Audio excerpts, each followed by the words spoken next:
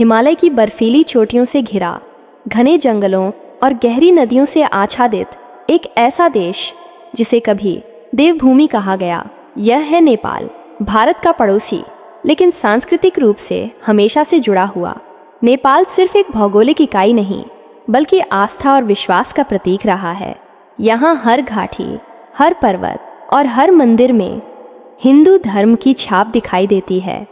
यही कारण है कि आज नेपाल को दुनिया का सबसे बड़ा हिंदू राष्ट्र कहा जाता है। लेकिन सवाल यह उठता है, आखिर नेपाल कैसे इतना बड़ा हिंदू राष्ट्र बना? इसकी जड़ें कितनी गहरी हैं और इसका इतिहास हमें क्या बताता है?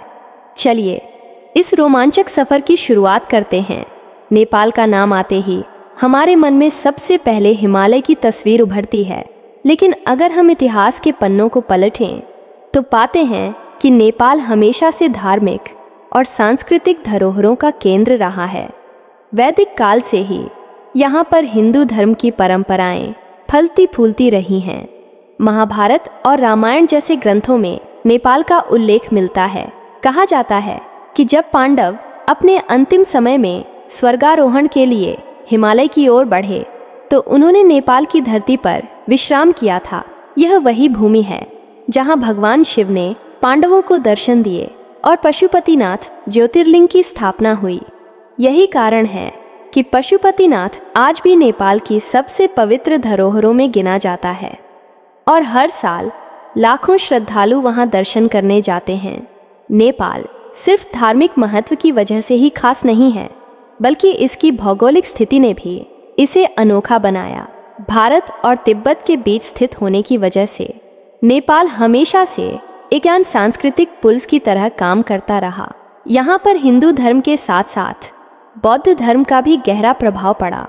यही वह भूमि है जहाँ लुम्बिनी में भगवान बुद्ध का जन्म हुआ। लेकिन इसके बावजूद नेपाल की आत्मा हमेशा हिंदू परंपराओं से बंधी रही। यही कारण है कि नेपाल में 21% से ज़्यादा आबादी आज भी हिंदू धर्म का पालन करती है। अगर हम नेपाल के प्राचीन इतिहास पर नज़र डालें तो यह भूमि कभी अशोक साम्राज्य का हिस्सा रही, बाद में गुप्त साम्राज्य के अधीन आई और फिर विभिन्न स्थानीय वंशों ने यहाँ शासन किया। 18वीं शताब्दी में गोरखा साम्राज्य का उदय हुआ। गोरखा योद्धाओं ने अपनी ताकत और साहस के बल पर नेपाल को एकजुट किया और इसे एक शक्तिशाली हिंदू साम्राज्य बना दिया। गोरखाओं ने अंग्रेज़ों तक को चुनौती दी और अपने देश की स्वतंत्रता को बरकरार रखा। यही कारण है कि नेपाल कभी भी किसी विदेशी साम्राज्य का गुलाम नहीं बना।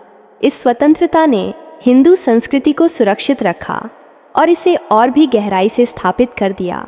नेपाल की पहचान उसकी धार्मिकता में बसती है। यहाँ हर गांव, हर कस्बे में देवी देवताओं के मंदिर मिलते हैं। काठमांडू की घाटियों से लेकर पोखरा की झीलों तक भक्तिमय वातावरण हमेशा महसूस होता है। खासकर काठमांडू का पशुपतिनाथ मंदिर, भक्तपुर की दरबार स्क्वायर और जनकपुर का जानकी मंदिर, ये सिर्फ ईंट पत्थरों की इमारतें नहीं बल्कि हजारों सालों की आस्था और परंपरा का जीवंत प्रतीक हैं। जनकपुर का जानकी मंदिर तो सीता माता के जन्म स्थान के रूप में विश्व भर में प्रसिद्ध है। यहाँ हर साल हजारों श्रद्धालु भारत और अन्य देशों से आकर विवाह पंचमी उत्सव मनाते हैं, जब भगवान राम और माता सीता के दिव्य विवाह का स्मरण किया जाता है। नेपाल की राजनीति ने भी इसे हिंदू राष्ट्र के रूप में आकार देने में महत्वपूर्ण भूमिका निभाई। लंबे समय तक यहाँ राजशाही कायम रही और राजा को विष्णु का अवतार माना जाता था। यह परंपरा इतनी गहरी थी कि लोग अपने राजा को सिर्फ शासक नहीं बल्कि देवता का रूप मानते थे। राजा त्रिभुवन, राजा महेंद्र और राजा बीरेंद्र जैसे शासकों ने हिंदू धर्म को राष्ट्रीय पहचान के रूप में संरक्षित किया। यही कारण था कि 2008 तक नेपाल दुनिया का एकमात्र हिंदू राष्ट्र कहलाता था। हालांकि 2015 में नए संविधान के तहत नेपाल को धर्मनिरपेक्ष राज्य घोषित कर दिया गया, लेकिन लोगों की भावनाएं आज भी हिंदू परंपराओं से गहराई से जुड़ी हुई हैं। अगर हम देखें तो नेपाल की संस्कृति और भारत की संस्कृति में गहरा रिश्ता है। भाषा, रीति रिवाज त्योहार और देवी देवताओं की पूजा सब कुछ लगभग एक जैसा है। दशैं और तिहार जैसे त्योहार नेपाल के सबसे बड़े पर्व हैं, जिन्हें भारत में भी दशहरा और दीपावली के रूप में मनाया जाता है।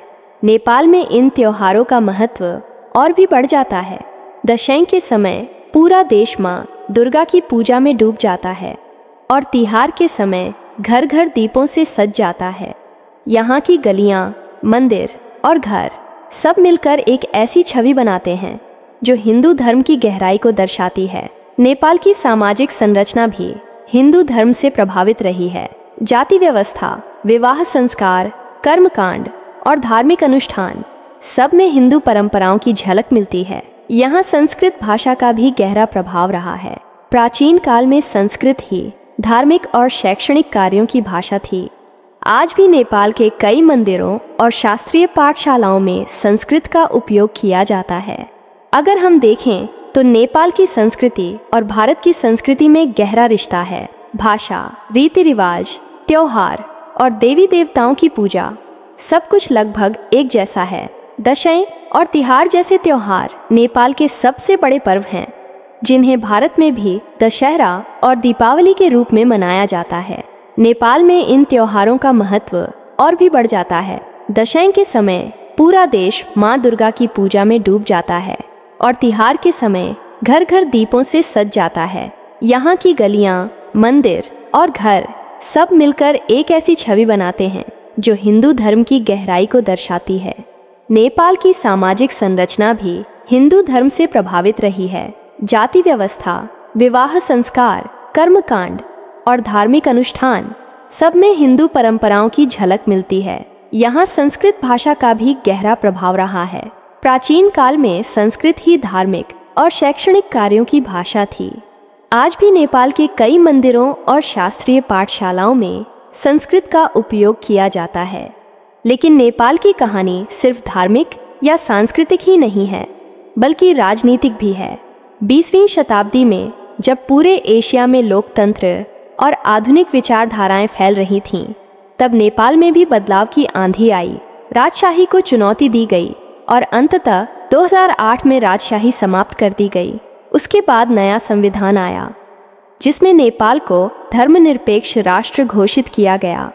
हालांकि इस बदलाव ने नेपाल की राजनीतिक संरचना को बदल दिया, लेकिन आम जनता की आस्था अब भी हिंदू परंपराओं में रची बसी है।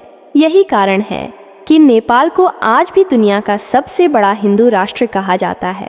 नेपाल और भारत के बीच का रिश्ता भी इस कहानी का अहम हिस्सा है। दोनों देशों की सीमा खुली हुई है, लोग बिना वीजा के आ जा सकते हैं। व्यापार, संस्कृति और धर्म सब में गहरा आदान प्रदान होता है। भारत के करोड़ों लोग हर साल नेपाल के तीर्थ स्थलों की यात्रा करते हैं। वहीं नेपाल के लोग भारत के त्योहारों और धार्मिक परंपराओं में शामिल होते हैं। यह संबंध सिर्फ राजनीतिक नहीं, बल्कि आत्मिक है। यही कारण है कि नेपाल का हिंदू राष्ट्र होना भारत के लिए भी गर्व का विषय रहा है। आज अगर हम नेपाल को देखें तो यह देश भले ही धर्मनिरपेक्ष कहलाता हो, लेकिन इसकी आत्मा हिंदू धर्म से ही बंधी है। यहाँ के मंदिर, यहाँ के त्योहार, यहाँ की संस्कृति सब इस बात का प्रमाण है कि नेपाल का दिल आज भी हिंदू परंपराओं की धड़कनों से धड़कता है। यही कारण है कि नेपाल को दुनिया का सबसे बड़ा हिंदू राष्ट्र कहा जाता है और शायद आने वाले समय में भी यह पहचान हमेशा कायम रहेगी।